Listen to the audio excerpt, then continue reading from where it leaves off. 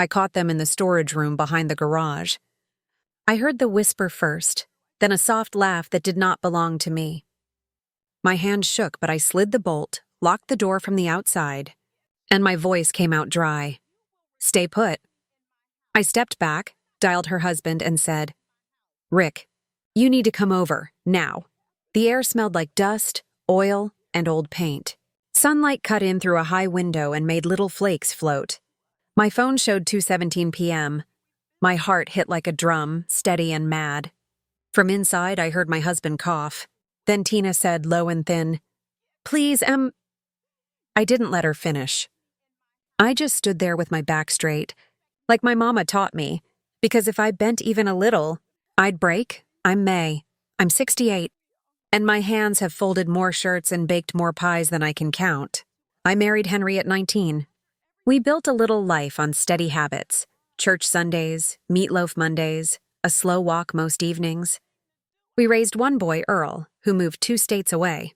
I thought our life was simple and safe, like a warm porch light left on. Tina and Rick moved next door last spring. She brought over jam in a bow-tied jar and asked about our roses. I liked her soft smile. I liked how Rick waved from the truck.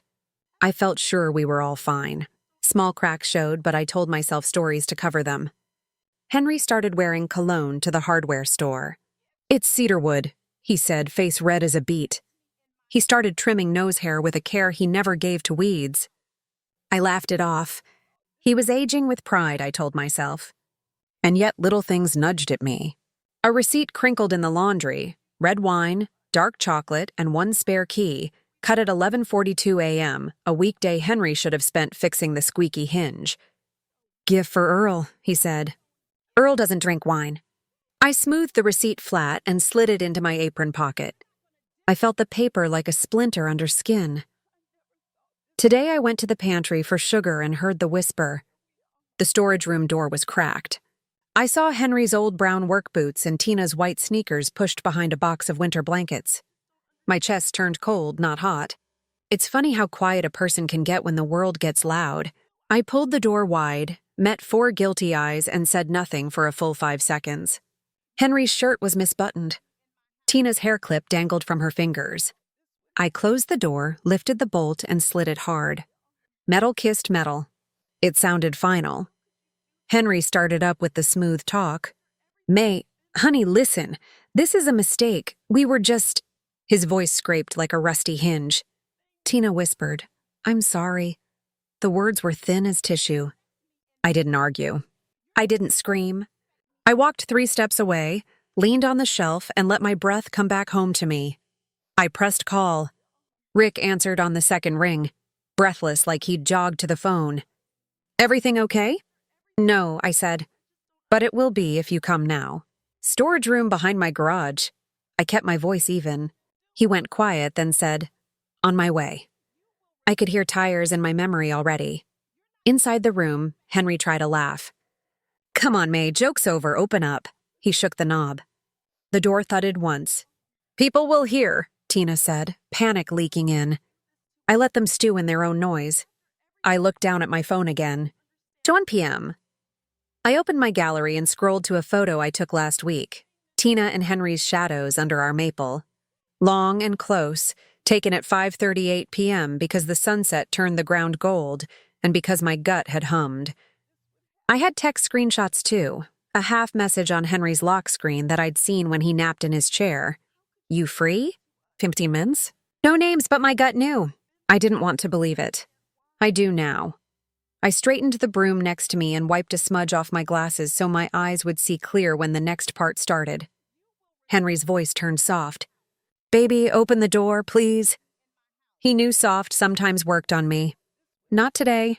I thought about every dinner I cooked and every bill I stretched. I thought about the jar of coins marked anniversary trip we never took. I pictured that spare key in someone else's pocket. A car door slammed out front. Heavy steps came quick down the drive. I set my phone on record, not for court, not for cops, but for truth I could play back to myself if shame ever tried to lie to me later. I touched the cool bolt once, like patting a loyal dog, and then I stepped back to give the moment room to land. By the time the first knock hit that door, my calm had teeth, and this was only the beginning. I want to tell you why that knock on the door mattered so much. Before today, our house was my little world. I kept the place steady, like a kettle that sings at the same time every morning. The hallway smells like lemon cleaner and old books. My knees hurt when it rains, but I still sweep the porch and talk to the sparrows. I like plain things done right. That is how I was raised. Henry and I met at a church picnic. He was tall and shy, and he held the potato salad like it was crystal. He called me sweet girl back then. I baked him a peach pie, and he said he could taste August sunshine in it. We started in a rented room with a squeaky bed and a hot plate. We saved. We bought this little house. We painted the kitchen yellow because I said yellow beats the blues. I stitched curtains. He fixed the fence. We were poor but decent. That felt like a crown. Years rolled on. Our son, Earl, came late and loud. He used to sleep on Henry's chest after a bath, smelling like soap and milk. We took turns walking the floor when he had a fever. We paid bills by lining them up and talking soft over numbers. Some months we ate beans and cornbread and told jokes to make beans feel special. We kept the lights on. We got through. I kept a coffee tin in the pantry with folded cash. On the lid, in black marker, I wrote, "Anniversary trip." We planned a cheap bus ride to the shore. Nothing fancy. Just waves and fried fish and a motel where the ice machine groans. I tucked away singles and fives. Every time the tin got heavy, I shook it and smiled. That sound was my promise to myself. Then last spring, Tina and Rick moved in next door. She brought strawberry jam and said, "Call me if you need anything." She liked my rose bush. Rick helped Henry lift a washer once. We swapped spare sugar and lawn tools. It felt neighborly. I'm old, but I'm not mean. I was glad to see friendly faces. Little changes came like soft rain you almost miss. Henry started staying out after breakfast. "Hardware run," he'd say. He came home with nothing in the bag. His face would be bright, like someone told him a sweet secret. He put on that new cedar cologne, heavy for a trip to buy nails. I teased him, "Who you trying to impress, old man?" He chuckled and kissed my cheek. His lips were dry. I tasted silence. I do not snoop. But the world leaves crumbs. A receipt caught in the dryer screen. 2 fancy chocolate bars, 1 red wine, 1 spare key cut at 11:42 a.m. on June 3rd. I circled the time with a pen and slid the paper under the coffee tin. On June 12th, our phone bill showed a little burst of short calls to a number saved as Garden. Tina does love her flowers. Maybe it was innocent. Maybe I am not a fool. Another day, I found a glass ring on the garage shelf, a red wine stain, faint but there. Henry does not drink red in the garage. He says it tastes like pennies. I wiped the ring with a damp rag and inhaled. The rag smelled like berries and a floral note I could not name. Tina's lotion smells like that. I set the rag in the laundry basket and told myself it meant nothing. But I did not throw it away. On July 7th at 5:18 p.m., I took a photo of shadows under the maple. 2 shadows stood too close. Maybe the wind pushed them. Maybe not. A week later, Henry's old work shirt came out of the closet with a button hanging by a thread. I am the one who sews in this house. I did not sew that button. The thread color was different. I held it to the light and felt my stomach sink, slow and sure, like a stone through creek water. Still, I cooked. I set plates. I asked Henry about his day. He gave short answers and stared at the TV like the screen owed him money. I sat beside him and knit, and the yarn kept slipping from my fingers. Nights got quiet in a new way, the kind that hums like a fridge when the house is empty. A person feels that hum in her bones. I could have asked him straight. But he lies small, tidy lies. He smiles while he does it, a little boy face on a grown man. I needed weight. I needed the kind of truth you can hold in your hand. So I started keeping tiny things, a picture, a receipt, a note on a sticky pad that read, "T, drop by after 2. It was stuck to our fridge one afternoon. That could be Tomato Man. Or Tina. I peeled it off and slipped it inside my cookbook. That is the life I was guarding when the knock came. My yellow kitchen, my coffee tin, my years that mean something. That is why I did not shake when the wood rattled and Rick's voice filled the hall. I did not chase Henry that week. I watched. I wrote things down in a lined notebook I keep by the phone. The first page said, Garden. Under it, I listed times. June 12th, 3 short calls. June 18th, 2 calls, both under a minute. June 24th, 1 call at 2:03 p.m. I am no detective, but I can count. I underlined the 2 o'clocks. The house kept talking if I listened. Henry's boots left grit by the back door, fine and pale, not like our yard dirt. Tina's flower bed has light sand mixed in. A tiny leaf, flat and silver green, the kind from her lamb's ear plant, stuck to his sock one night. I pinched it off and set it on a saucer. I told myself, could be the wind. The wind did not sew that button, though. The wind did not make his shirt smell like Tina's lotion. I started small. I wiped the storage room floor with a damp mop and let it dry. Then I shook a teaspoon of flour right by the threshold, a thin kiss of white most folks would miss. Next morning, 2 sets of prints crossed it. One long, one small. The small one turned out at the toe, same as Tina's white sneakers. I cleaned up the flour and said nothing. You can love a man and still see what is in front of you. On June 29th, I found another receipt in the dryer. Red wine again? More chocolate. 1 gift bag. Timestamp, 1:27 p.m. Henry came in whistling empty hands. Stop by to see Earl's school picture? I asked soft. He blinked. Sure did. Earl is 43. He does not have school pictures. I slid the receipt under the coffee tin with a sigh that felt like it came from my ankles. On July 3rd, I walked next door with a basket of muffins. Tina opened the door slow, hair damp, cheeks pink. Oh, you are sweet, she said, taking the muffins and keeping her body angled like a shield. I saw a fresh brass key on her ring, shiny and new. It had a little notch like our hardware store makes. Rick called from the back. Who is it? Tina's voice went high. Just May. She did not meet my eyes. I stood on that porch 1 second longer than felt normal and said, Sugar's on sale this week. Good to know, she said. Her hands trembled. My first real proof came by accident. July 7th, 4:55 p.m. Hot day. Henry took a shower. He left his phone on the dresser, face up, volume on. I do not pry. But the screen lit. A text slid across the top. Gate is open. Mins? No name, only a number, the same last 4 digits I had copied from our bill beside garden. I did not touch the phone. I did not need to. The message burned into me like a brand. I wrote the time and words in my notebook just as they showed. Then I walked to the kitchen and rinsed a glass for no reason at all. 2 days later, I tried something plain. I called that number from our old landline. It rang twice. A voicemail picked up with a bright chime and a voice I knew. Hi, it's Tina. Leave it. My spine went cold. I hung up and stood very still. The house hummed. Outside, a lawnmower droned far away. In my notebook, I wrote, Tina's VM. I did not write the number. I am not foolish. I do not need a string of digits to remember a voice I have heard at my own table. Another small thing. A sticky note on the freezer. Written in Henry's blocky hand, T, drop by after 2. Later, he said the T was for trash pickup, and I nodded like a slow cow while my mind moved fast. I peeled the note and pressed it inside my cookbook, between 2 pie pages. The paper felt warm from the fridge motor. I kept my face gentle. I cooked supper. I stacked plates. At 1:58 p.m. on July 12th, Henry reached for his wallet and said too bright, Gonna check the shed lock. My phone clock ticked to 2:01. I let him go.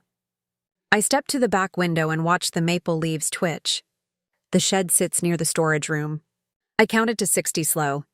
Then I looked at the notebook open on the counter. All those 2 o'clocks stared back like little eyes. I did not shake. I moved one thing in place. I set my old tape recorder, yes, the one Earl used for spelling words, on the laundry shelf beside the storage room door. I clicked it on. It makes a soft click. My heart made a louder one. I am not looking for trouble, I told myself. I am looking for truth I can hold in my hand. At 2:09 p.m., the recorder caught footsteps, a door hush, and a whisper I could not fully hear. Then a laugh, quick and breathy. I did not push the door, not yet. I let the minutes stack. At 2:17 p.m., the handle turned again. Later, I rewound the little wheel and listened. Between the sounds, one clear line. Lock it from inside. Tina's voice. Soft, but hers. That was the first piece I could not explain away. Not with wind, not with kindness, not with marriage years. And after that, I stopped hoping and started planning. Rick's knock shook the door. "May, it's Rick." His voice was low, careful. I stepped aside so he could see the bolt. "They're inside," I said. My hands were steady. The hall smelled like sawdust and old paint. It was 2:23 p.m. on my phone. From behind the door, Henry tried charm. "Buddy, this is a mix-up," he called. "We were fixing a shelf." I looked at the door. "There is no shelf in there." Tina spoke fast, breathy. "Rick, I got dizzy." May locked us in. She scared me. Gaslight comes warm like a blanket, but it still smothers. Rick looked at me. "May I?" I nodded. He leaned close to the door. "Tina, why is your hair clip on the floor? Why is your shirt inside out?" Silence ate the room. Then Henry laughed, thin. "We bumped into each other." "It happens." I lifted my phone. "I recorded the hallway since 2:09, I said. "You can hear the door. You can hear a whisper." I tapped play. We listened. Footsteps, a hush, then a soft line, Tina's voice. "Lock it from inside." Rick stood very still. The air changed. Henry tried another angle. "May, honey, you know your memory slips sometimes. You're mixing days up." He said it kind, like he was helping. It cut sharp. My memory holds birthdays, bills, and the exact place he left his keys every year. I stared at the bolt and counted 3 slow breaths. Rick said, "Open the door." I slid the bolt. The door swung. Henry stood with his shirt misbuttoned, the bottom off by one hole, like a wrong note. Tina's cheeks were pink, and her lipstick was smeared to the edge. A wine smell drifted out, sweet and stale. "There is no wine kept in that room." "May, you're doing too much," Henry said. He reached like he might touch my arm. I stepped back. "Let's act grown." He always says grown when he wants me quiet. Tina folded her arms across her front and made her eyes wet. "I had a panic spell," she said. "Rick, I swear!" Rick pointed to the corner. "What's that bag?" A small gift bag sat by the paint cans. Inside, a wrapped chocolate bar and a cheap corkscrew still in plastic. My heart did not jump. It just sat down and watched. Henry tried to look annoyed, like a man wrongly blamed. "Rick, you know how folks blow things up." It was hot. "We needed air." Tina nodded fast. "We were only talking," she said. She locked us in as a joke. Gaslight again. Make the wrong person the trouble. Say the truth is foolish. It is a simple trick, but it breaks soft people. I am soft until I am not. I set 3 things on the shelf like a row of plates. First, the dryer receipt. Red wine, chocolate, spare key cut at 11:42 a.m. I put my finger under the time. Second, a photo on my phone. 2 shadows under the maple at 5:38 p.m. Too close. Third, my little notebook open to a page. June 12th, 2:03 p.m. Garden. June 24th, 2:03 p.m. Garden, July 7th, 4:55 p.m. Text. Gate is open. I'm ins. Rick read every line. He looked up slow. "Tina, why is the spare key on your ring?" Her keys flashed. "There was the new brass one, same notch as our shop makes." Tina's mouth opened. No sound came. Henry moved to stand taller, like height makes truth. "May has been confused," he said. "She naps at odd hours. She might have mixed up." I held up my audio recorder. "It caught you laughing," I said. "It caught her telling you to lock it." "It caught this room go quiet for 8 minutes." I pressed play again for 4 seconds. Tina's whisper slid out and hung in the air like smoke. Rick's face changed in a clean snap, like a switch. The kind of change you cannot sweep back under a rug. He turned to Tina. "Say it," he said. "Say it plain." She stared at the floor. It was a mistake, she whispered. I felt lonely. She looked at Henry. He did too. Henry tried to point the light back at me. May, you pushed me away lately. You're always tired. I bake your supper and fold your shirts, I said. My voice stayed level. I saved for a trip you never took me on. I tapped the coffee tin in my mind. I thought of the sticky note, tea. After 2, I did not need to pull it out. I could feel it, warm from the freezer door. Tina reached out like she expected Rick to catch her hand. He did not. He took his hands and put them in his pockets instead. Go home, he said. We will talk there. His voice had a quiet that scares. Henry looked at me, small now. He tried one more time. This is between us, he said. Don't make a scene. Don't bring folks in. Gaslighting again. Shrink the room, close the windows, hide the truth. I stepped to the doorway and let the afternoon light hit my face. I pictured the neighbors, the street, the wide sky. No more small rooms, I said. No more hidden doors. Rick left without slamming anything. Tina followed with her keys clutched tight. Henry stood in the dust and stared at the corkscrew he could not explain. At 2:41 p.m., my phone ticked over, neat as any clock. He opened his mouth. Maybe to beg. Maybe to blame. I raised my hand, palm out. Not a word, I said. Save your breath for what comes next. Henry followed me into the kitchen like a shadow that did not know where to stand. May, let's talk, he said. I set a glass on the counter and looked at the clock. 2:44 p.m. Not now, I said. Later? My voice was calm. Calm can be sharp when you need it. Rick called me at 3:02. I'm sorry, he said. His words were slow, like he tasted each one. I need the truth in the open. I said, me too. We talked plain. No yelling. No extra sugar. He said the block has a garden club meet tonight at 6:30 in his backyard. Neighbors come, bring snacks, show photos of tomatoes. He asked, would you come? I said yes. He said he would ask Tina to help set up chairs. He would invite Henry to bring the folding table. Better we end lies in daylight, he said. Not in small rooms. I agreed. At 3:19, I laid things out on the table like a quiet meal. My notebook. The dryer receipt for red wine, chocolate, spare key cut at 11:42 a.m. The photo of shadows under the maple at 5:38 p.m. The tape recorder with the small wheel. I did not plan to scream or throw anything. I planned to hold up simple things and let them speak. A lie hates a steady hand. I called my friend Lila at 3:33. She is calm. She says what she sees. Can you come by at 6? I asked. Stand near me. If I shake. She said, I'll be your fence post. I could hear her keys already. At 3:47, Henry tried the kitchen again. You're making this bigger than it is, he said. Folks will talk. I wiped the counter. They already are, I said. You just didn't hear them. He rubbed his chin like a man in a store who can't pick a hat. He looked small to me, like a kid lost in a mall. I checked our coffee tin. It was heavy from years of small bills. I held it and felt my own promise. Waves, fried fish, a cheap motel with a noisy ice machine. I set the tin back and breathed out slow. I was not going to throw it or break it. I was going to keep it. At 4:12, Rick sent a text. I asked them to bring their spare keys for a safety list. I typed back, good. He added, also found our bank charge. Wine, 1:27 p.m. Same store as your receipt. He sent a photo of the line item, store name covered by his thumb. The time was clear.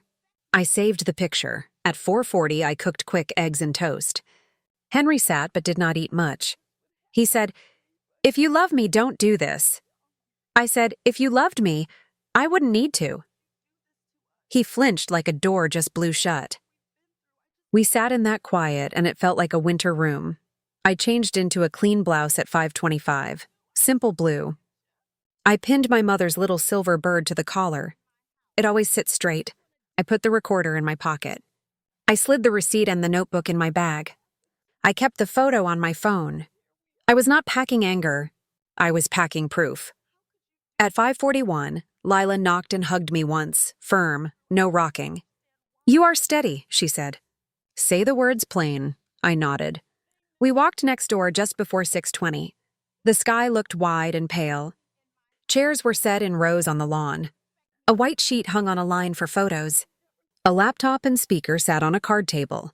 There was lemonade and chips and a tray of cut watermelon. Neighbors said hello with soft voices. Rick stood by the sheet, face set, not hard, just done.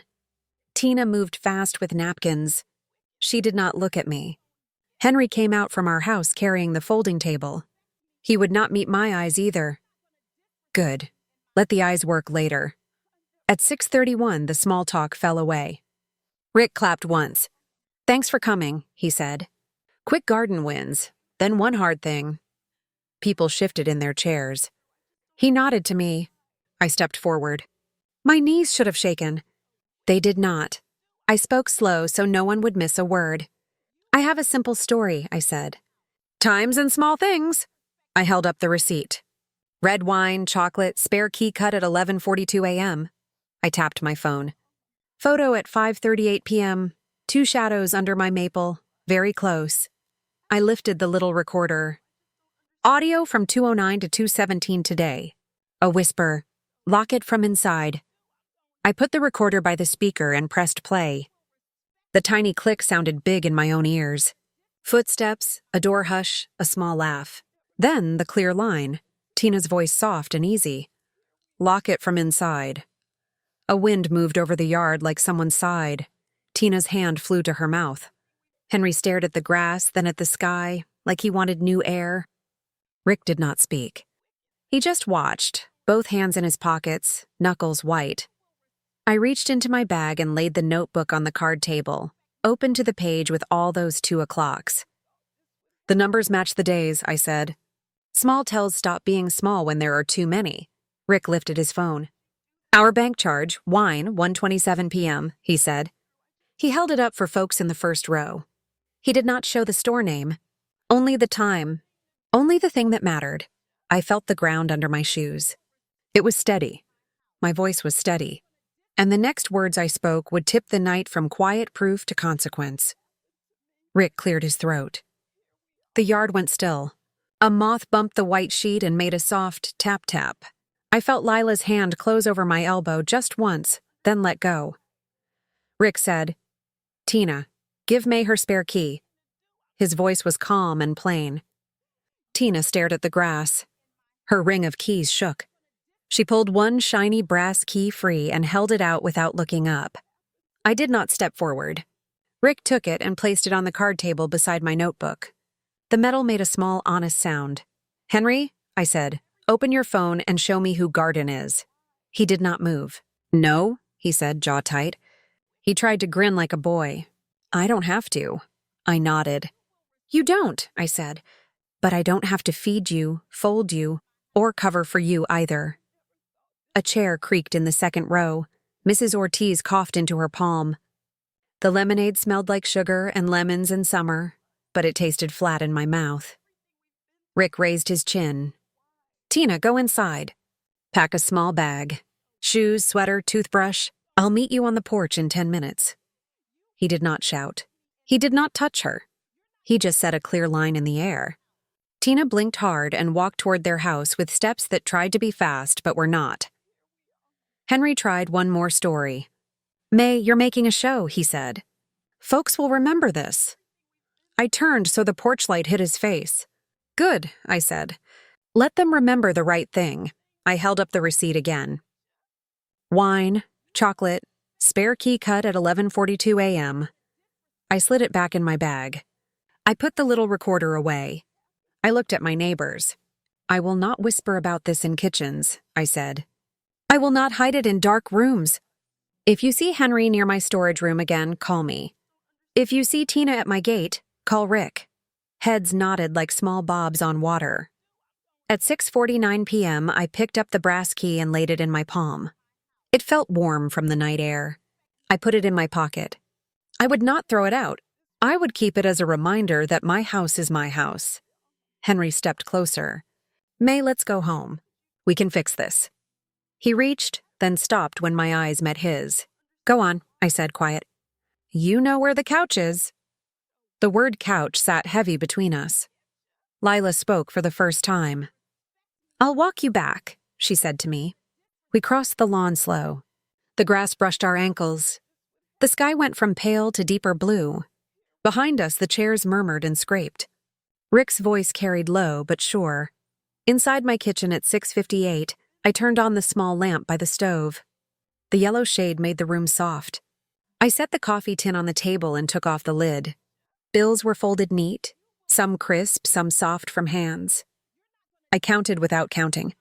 I knew the weight by heart. I pressed the lid back down and wrote on a sticky note, "For me." I stuck it to the metal. It looked almost silly, and then it looked right. Henry came in slow, like the house might spit him out. He smelled like cedar cologne and old sweat and the dry dust of the storage room. "Hungry?" I asked, voice flat. "No," he said. "Good," I said. "Kitchen is closed tonight." I wiped the counter, not because it was dirty, but because I wanted clean lines. At 7:10, I pulled a small suitcase from under the hall bench. I set it by the front door. I did not pack it. I did not have to. Henry watched me with round eyes. "You're cruel," he said. "You were careless," I answered. We stood there like two trees that grew too close and now leaned away. I took 3 shirts from his drawer and folded them into a neat stack on the hall chair. A pair of socks. His cedar cologne. I did not toss them. I did not break them. I set them where a person could see the shape of what they had risked. My phone buzzed at 7:19, a text from Rick. "Tina left with me to her sister's. I have her phone." "We'll talk in the morning." I typed back, "Thank you." Then I put my phone face down. I listened to the house hum, the old sound I have always known, and I felt how it now hummed for me.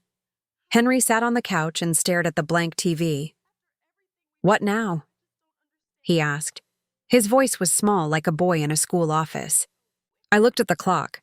7:23. "Now," I said, "you will sleep. In the morning, you will make a list of your things. You will take them to the garage. You will not open the storage room.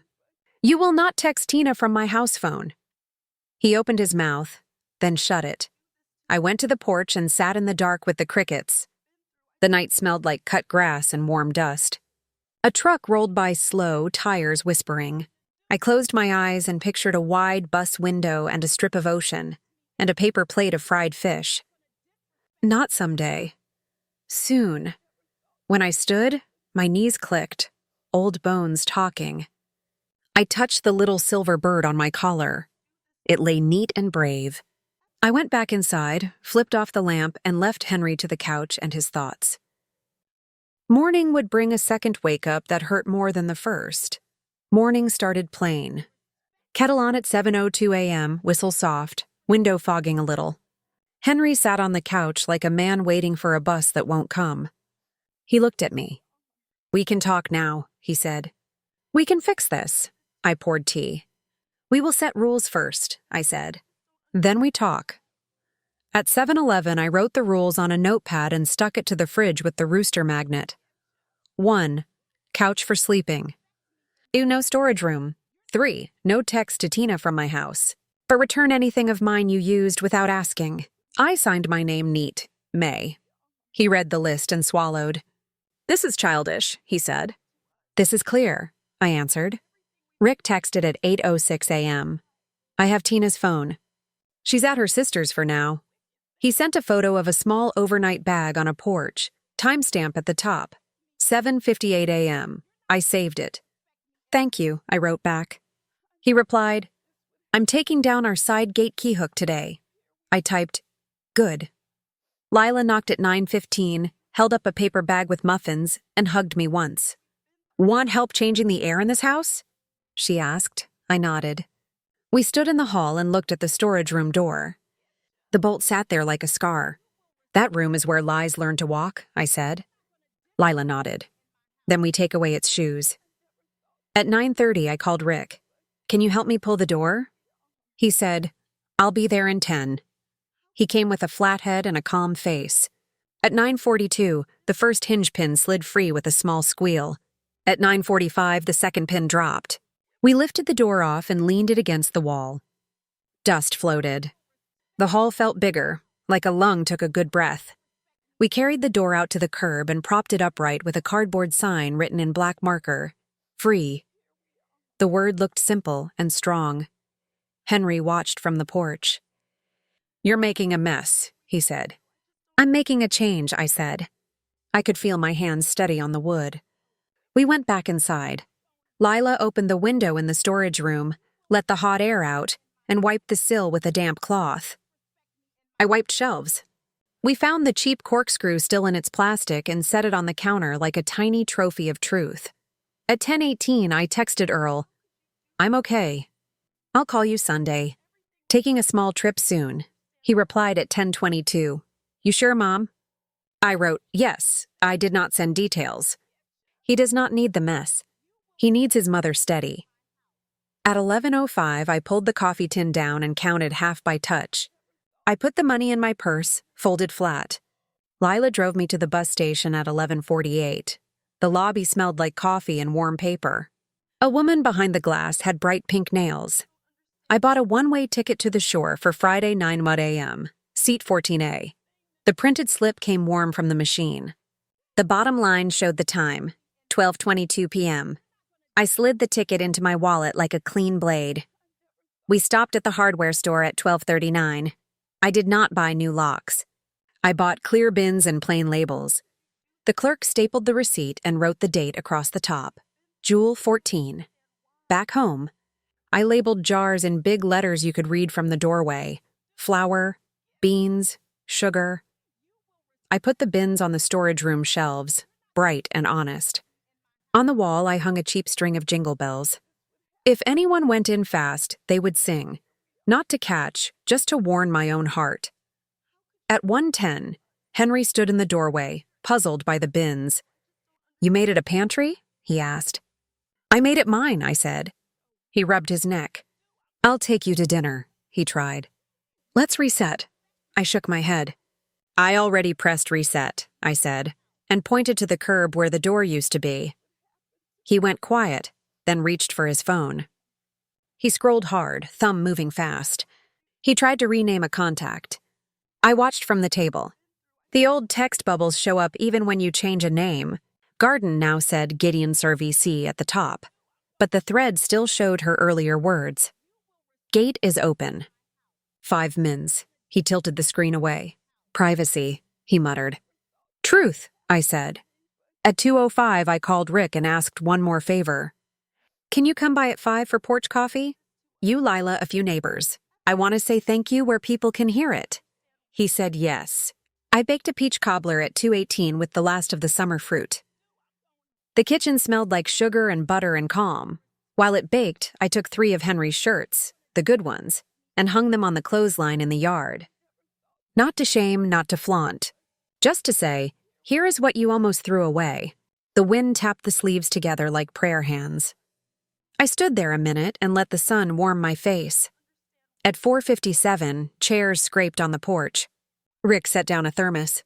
Lila brought paper cups. Mrs. Ortiz came with lemonade. Henry stood inside the screen door watching. I laid the bus ticket on the table, right where he could see the date and time. He stared at it like a thing that might bite. We poured coffee. We talked about tomatoes, about heat, about rain. No one said Tina's name. No one had to. When the cups were empty, I cleared my throat. "Thank you for standing with me," I said. "I'm taking a trip Friday. When I'm back, some things will be different in my house." Heads nodded. The porch light clicked on by itself, old-timer doing its job. Inside, Henry shifted on the couch, eyes fixed on the ticket. The jingle bells in the hall made a soft sound when the evening breeze touched them. By sundown, the room they used had no door, and tomorrow I would take something else they couldn't get back. The day before my trip felt clear, like the air after rain. I woke at 6:41 a.m., boiled water, and set 2 mugs on the counter. Henry shuffled in, eyes dull. "You still going?" he asked. "Yes," I said. "Friday, 9 o'clock bus." I tapped the ticket that lay under a magnet on the fridge. He stared at the black print like it might blur if he wished hard. At 7:05, I sent Rick a short text. Porch at 5 again? Quick plan. He answered at 7:07. I'll be there. A minute later, Lila wrote, I'm bringing twine and a marker. I smiled at the phone. Small help can carry a big load. I took 3 clear bins and a roll of labels to the bedroom at 8:02. I wrote in big block letters, Henry, garage. I folded his things slow. Not cruel, just neat. Shirts, socks, the cedar cologne he liked too much. I placed each piece like a truth laid flat. When I was done, I slid the bins to the hall. The jingle bells in the doorway gave one soft ring as if to nod.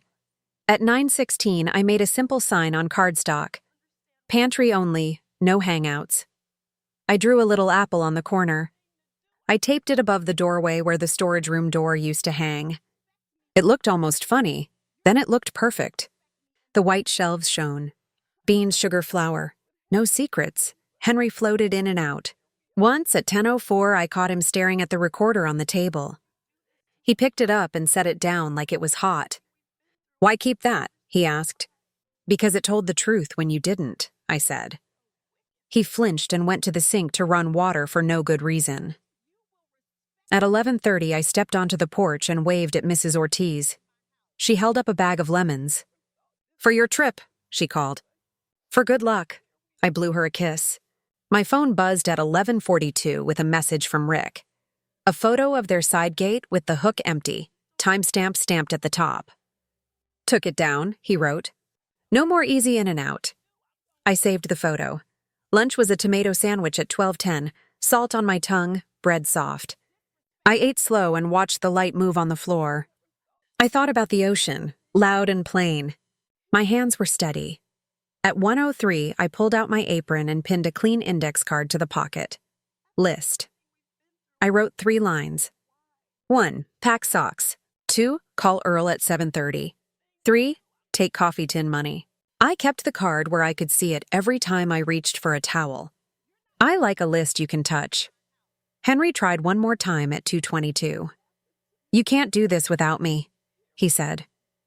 I looked at the bins labeled Henry, garage, and then at my ticket under the magnet. I already am, I said. He opened his mouth like a man who forgot the words to a common song. Nothing came. At 3:18, I moved the folding table to the porch and laid out the small proof like a quiet exhibit. The dryer receipt for red wine and chocolate, and the spare key cut at 11:42 a.m. The notebook page with the 2 o'clocks, the corkscrew still in plastic, the brass key Tina returned. I did not need to show these again, but I wanted them ready. Not for a fight. For a finish, Lila arrived at 4:56 with twine, clothespins, and a black marker. We're making a clothesline of truth, she said. We tied twine across the porch posts. We clipped the receipt, the notebook copy, the photo of the shadows at 5:38 p.m., and the key on a tag that read, in neat letters, not yours. It looked simple and strong. No yelling. No ugly. Rick stepped up at 5:07 with a small box. Found this in our junk drawer, he said. Inside was a nail file, a lipstick tube the color Tina wears, and a packet for a cheap corkscrew with the barcode torn off. He put the empty packet on the table. Do what you want with it. I nodded once. Thank you, I said. We did not speak Tina's name. The air did not need it. Neighbors drifted by, not like a crowd, more like a passing tide. People set a hand on my shoulder, then moved on. Henry watched through the screen, face tight, jaw working. He looked at the line of proof, then at his shoes. The porch light clicked on at 6:14, an early glow as if the house knew we needed it. I took a plain tag at 6:20 and wrote one more line. This house belongs to me. I clipped it at the end of the twine beside the bus ticket copy Lila had made on her little printer. The date and time were bold and black. Friday, 9 a.m., seat 14A. You're going, Lila said. Yes, I said. The word felt like a door opening somewhere easy and bright. As the sun slid down, the bells in the hall chimed once from the breeze. Rick looked at me. Tomorrow, he said. We end it clean, I nodded. Night came soft, but what I had planned for morning would not be soft at all.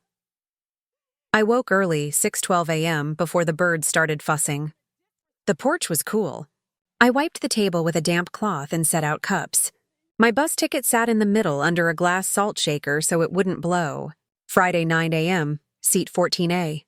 The numbers looked steady at 6:31. I texted, "Coffee on my porch at 7:30, quick and kind." I sent it to Lila, to Rick, and to 2 neighbors who always help carry chairs. Lila replied right away, "On my way." Rick wrote, "Coming." I tucked my phone in my apron and breathed in the quiet. Henry shuffled out at 6:48, hair messy, face gray. He stared at the ticket. "You really leaving?" he said, not a question. "Yes," I said. "Before I go, we're going to make one thing simple." I went inside and brought out the little clothesline of truth we had tied yesterday, the twine, the clothespins, the clipped proof. The receipt for red wine and chocolate and the spare key cut at 11:42 a.m., the photo of the shadows at 5:38 p.m., the notebook copy with all those 2 o'clocks, the brass key tagged, "Not yours." I strung the line across the porch again and smoothed each paper with my palm. The papers clicked soft in the light breeze. At 7:12, Lila came with a small tin and 2 lemon muffins. She touched my shoulder. "You ready?" she asked. "Yes," I said. "No shaking." Rick showed at 7:19 with a thermos and a plain face. He looked like a man who had already said his hard words and had no more to spend. He set 3 folding chairs in a little half circle. 2 neighbors came at 7:27, quiet, respectful, hands around their coffee mugs. No one said Tina's name. No one said the word affair. We did not need to. I stood. "I called you because I want this finished in daylight," I said. "No whispering later." I picked up the brass key. "This was made for someone who is not me. It will not open my house again." I dropped it into a clean glass jar. The metal made a bright note, like a small bell. Lila wrote on a label and stuck it on the jar. "Wrong key, wrong door." I turned to Henry. "Give me your house key," I said. He swallowed. His hand went to his pocket, then fell. Your key," I repeated, gentle even. He pulled the key ring out slow. He slid 1 dull silver key free and set it in my palm. It felt heavy for its size. I put it in the jar with the brass one. 2 notes, one after the other. Rick said, "Calm as a weatherman. For everyone's sake, I changed our Wi-Fi this morning and took our side gate hook down yesterday." He held up a small zip bag with 2 bent hooks inside. No more sneak paths. He set the bag beside the jar. I lifted my wedding ring off my finger at 7:34. The skin under it looked pale, like a quiet lake.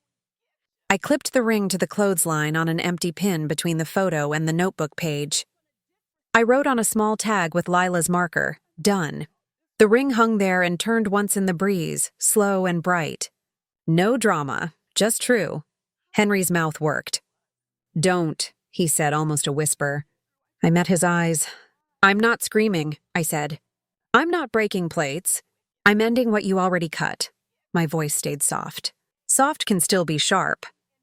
I handed Henry a folded paper at 7:38, 1 sheet, simple print. "This is a list," I said. "By noon, your shirts, shoes, and tools go to the garage. Your messages to Garden stop now. Your cedar cologne leaves with you. You will sleep on the couch until you find another place. You will not come back drunk or sweet-talking. If you need clothes I washed, they're on the hall chair, folded. You will not use my pantry for anything but food." I tapped the last line. "We do this without shouting." He stared at the page like it was in a foreign language. "Where am I supposed to go?" he said. I nodded toward the street. "There's a room at the Maple Motor Inn for 3 nights, I said. I slid a small receipt across the table. "Check in today, 1 p.m., room 12, under his full name. Paid in cash from my coffee tin." I did not look at Lila. I did not look at Rick. "You'll have time to think and pack," I added. "I'll be back after my trip. If you're still in this house after Sunday, the locks change Monday morning."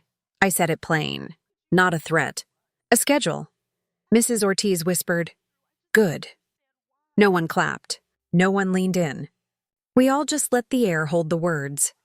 At 7:46, I took the recorder from my apron and pressed play for 4 seconds so everyone could hear that one soft line, one last time. Lock it from inside. The words hung, then fell away. I clicked the recorder off and set it in the tin Lila brought. She wrote another label, enough. Henry looked at the line with the ring and the papers and the jar with the keys. He looked older than yesterday, like he had walked through a long, hot day without water. "You're cruel," he said again. I didn't answer. I poured coffee for Rick, for Lila, for myself. I did not pour one for Henry. He watched the steam rise from our cups. At 7:58, I took the ring off the line and dropped it into the coffee tin with the money. The little clink sounded final and small. I pressed the lid down. I wrote one more tag and clipped it alone at the end of the twine. "House is mine." We sat in that quiet. A bus 2 streets over gave a long, far horn. The morning light reached the porch edge and warmed my shoes. At 8:09, I stood and picked up my bag. "I'll be at the station by 8:40, I said. By noon, the garage. By tonight, the couch. By Sunday, the motel. I looked at Henry. He nodded once, like a man who finally heard the train coming. I touched the jar of keys, the tin with my ring, the twine with its tags, and then my bus ticket under the salt shaker. All of it felt real in my hands. All of it felt like the door I needed. By 8:30, I would be on my way to the water. But first I had one last thing to take that they could never get back. I left the porch at 8:34 a.m. with my purse, my ticket, and the coffee tin money. Lila walked me to the curb. The storage room door still stood there with the big black word, free. The morning smelled like cut grass and warm dust. Henry sat on the couch inside, small behind the screen. He did not wave. Before the bus, I did the last thing. I set a short table by the sidewalk and clipped the twine across 2 porch posts again.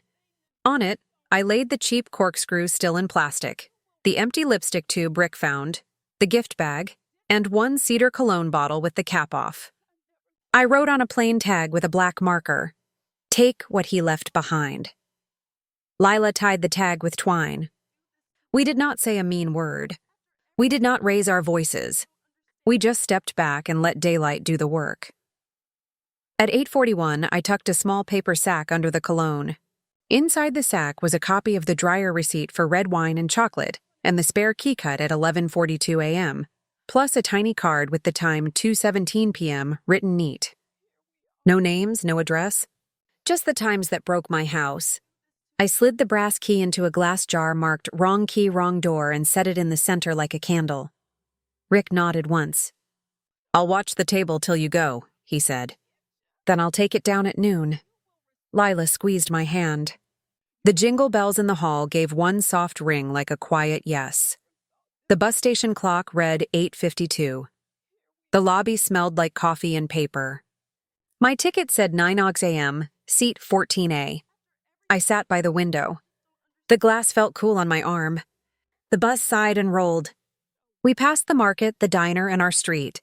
For a blink, I saw the twine and the little jar flash in the sun. Then it was gone and the road took me.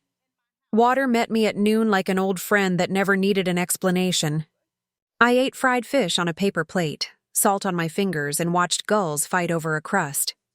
The motel ice machine groaned and the air unit clicked like a metronome.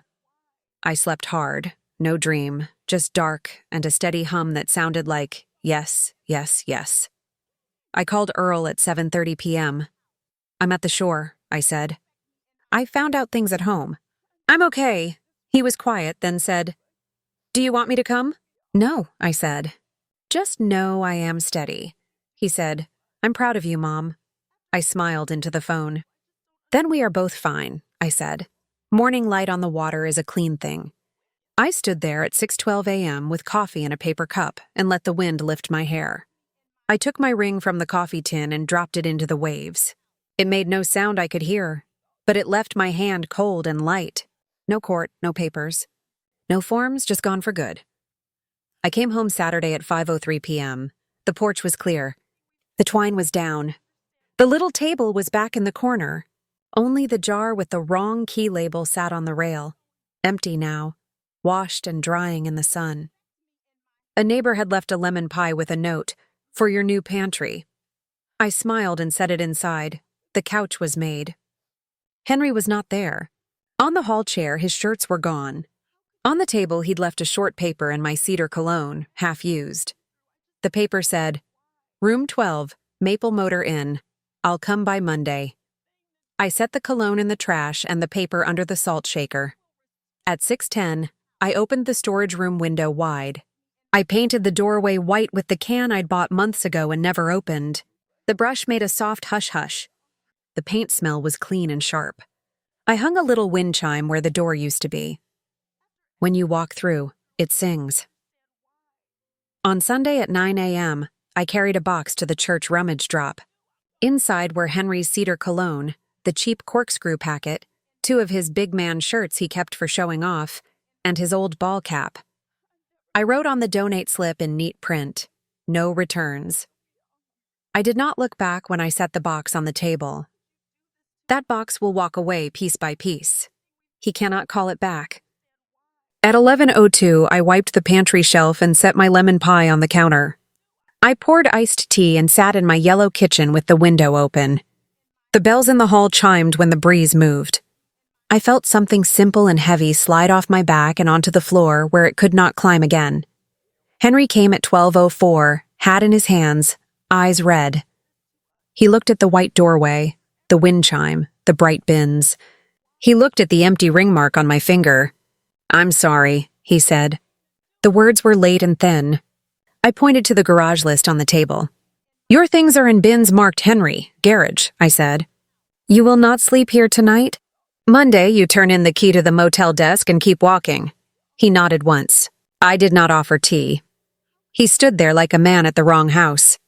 Then he went, quiet shoes on quiet floor. The screen door clicked. The wind chimes sang one small note, then went still.